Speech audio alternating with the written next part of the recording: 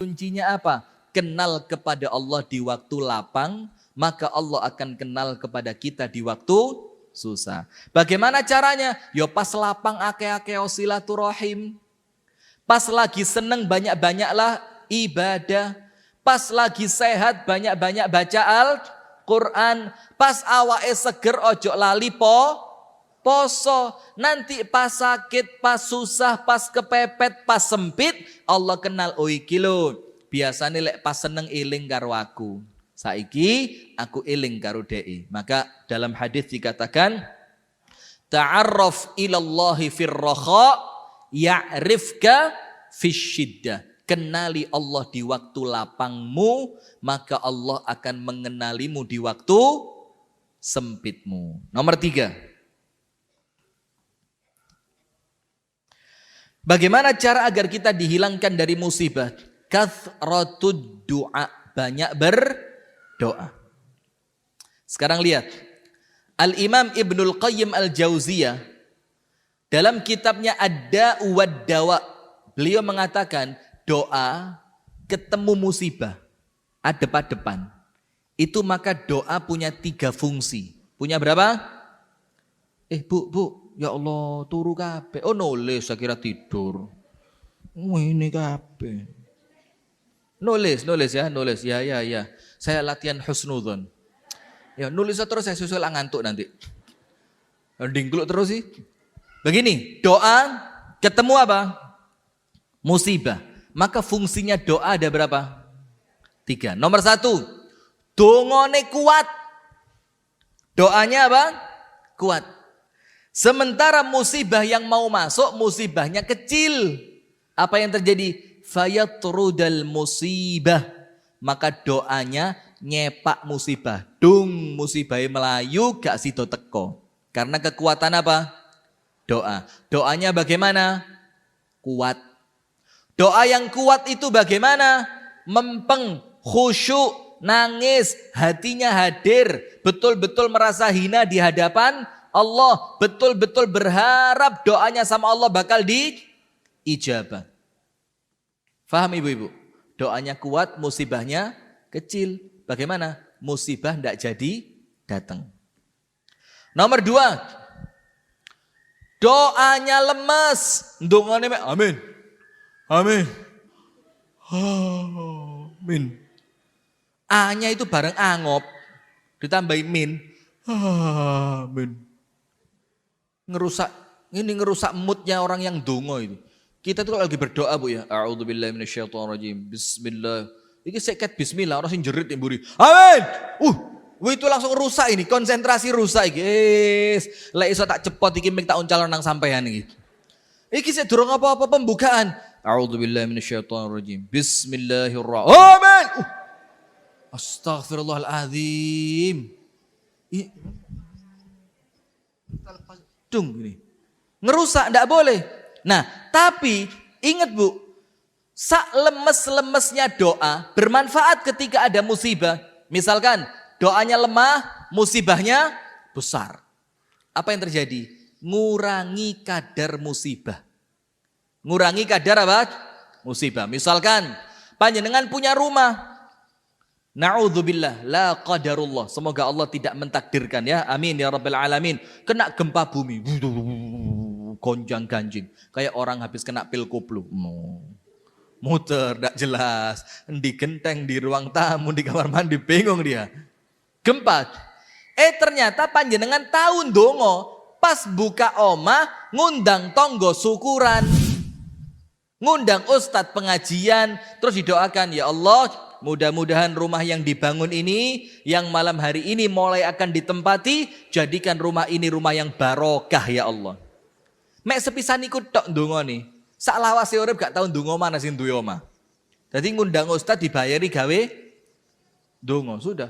Tapi karena satu doa itu, sakjane lek kena gempa rumah ini hancur, itu ternyata mek retak sedidik.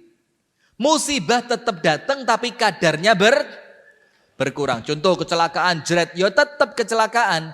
Kalau orang lain ngelihat mati kudune, ternyata cuma luka ringan. Itu doanya lemes, musibahnya besar. Tetap ada manfaat apa tidak? Tetap. Apa manfaatnya? Mengurangi kadar. Nomor 3, ini yang paling banyak. Doa dan musibah iku surung-surungan terus sampai kiamat. Mana yang lemes di antara keduanya, itu yang kemudian akan dikalahkan. Contoh, panjenengan terus berdoa. Dalam keadaan musibah terus mengintai. Ini musibah, ngenteni kapan lengah arek iki. Lek arek iki lengah, itu langsung dia masuk. Maka itulah dalam Islam, kenapa setiap gerak-gerik kita semua ada doanya. Betul apa betul? Keluar rumah ada doanya. Masuk rumah ada doanya. Masuk kamar mandi, keluar kamar mandi, mau makan, setelah makan, masuk masjid, keluar masjid, mengawali pekerjaan, selesai dari pekerjaan, semua ada apa? Karena Allah eman sama panjenengan, dipaksa untuk terus berdoa agar panjenengan senantiasa selamat dari musibah.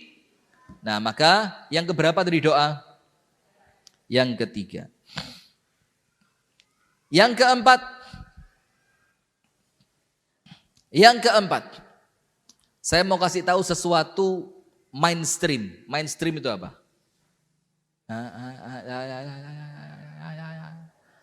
Mainstream apa? Itu es krim. Mainstream itu es krim. Mainstream itu sesuatu yang sudah menjadi sesuatu yang apa? Angel, kualat. Mainstream itu pokok sesuatu yang wis gelek dipikir menungso gitu loh. Walah bakal ini. Itu namanya mainstream. Ngerti ya? Seperti sinetron Ikatan Cinta itu. Itu ketika ceritanya bisa ditebak, itu jadinya, ini sinetron mainstream. Itu ketika ceritanya bisa ditebak. Jam berapa Bu Ikatan Cinta? Jam berapa? 7:30. Sampai jam berapa?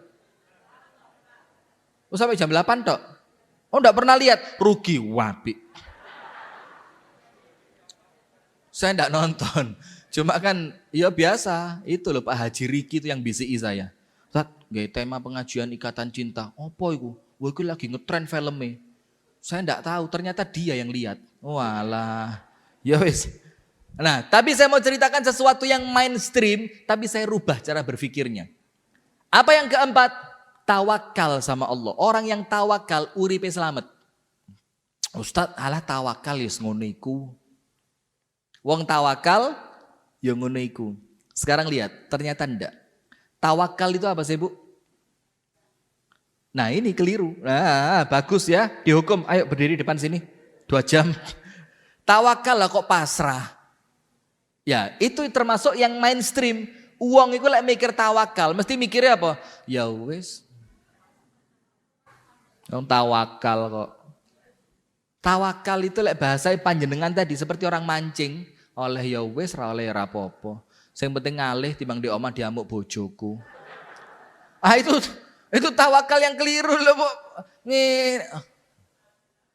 Saya pernah mancing Bu.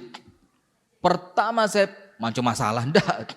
Mancing ikan ke Selorjo. Pertama saya pulang dari Jakarta dulu. Sebelum nikah, kira-kira tahun 2010 awal.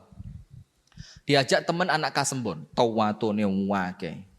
Gainane mabuk. Tapi Masya Allah ketika kita deket dia ayo api.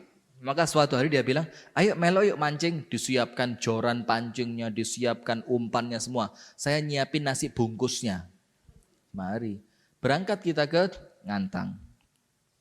Sampai Ngantang mulai diurui cara ngelebok nopakan, umpannya tadi, cara ngelemparnya, jagrake gitu kan. Sudah, 5 menit pertama sabar. 5 menit kedua, 10 menit sabar. Mulai seperempat jam, mulai garuk-garuk saya. Iki sinyal lemah iki. Sinyal lemah, dicocok iwak ora Bu? Itu ndak. Kena iwake pora jenis Selorjo iki. Sudah, akhirnya mulai saya tinggal makan. Tak tinggal mangan. Makan, teman saya bilang, oh Ustadz kok ora iso sabar. Ini kudu masalah sabar, ini sabare wong bodoh ini saya bilang. Ini menanti sesuatu yang enggak jelas ini saya bilang. Akhirnya dia ketularan sama saya. Ayo tak mangan pisan wis, gak sampai sak jam mulai. Padahal biasa dia kalau mancing paling cepat 4 jam. Paling cepat 4 jam. Itu gak sampai sak jam karena wetenge wareg, terus dia ngerokok, mulai enak. Ayo mulai tepak kita bilang. Akhirnya pulang, berangkat jam 8 pagi sampai rumah sebelum adzan zuhur. Nah, maka hadirin itu tawakal yang salah. Tawakal itu begini, supaya mencegah musibah. Tawakal itu panjenengan awali apa yang panjenengan lakukan dengan ikhtiar. Coba Rasulullah mengatakan tawakalnya burung bagaimana? Tawakalnya burung bagaimana? Pagi hari dia terbang dari sarangnya. Saya mau tanya, burung terbang tahu tujuan kemana apa tidak? Tidak tahu. Burung terbang bisa buka sinyal HP untuk buka GPS tidak? Nulis di sinyal HP gitu, panen padi terdekat. Klik. Oh, 300 meter belok kanan.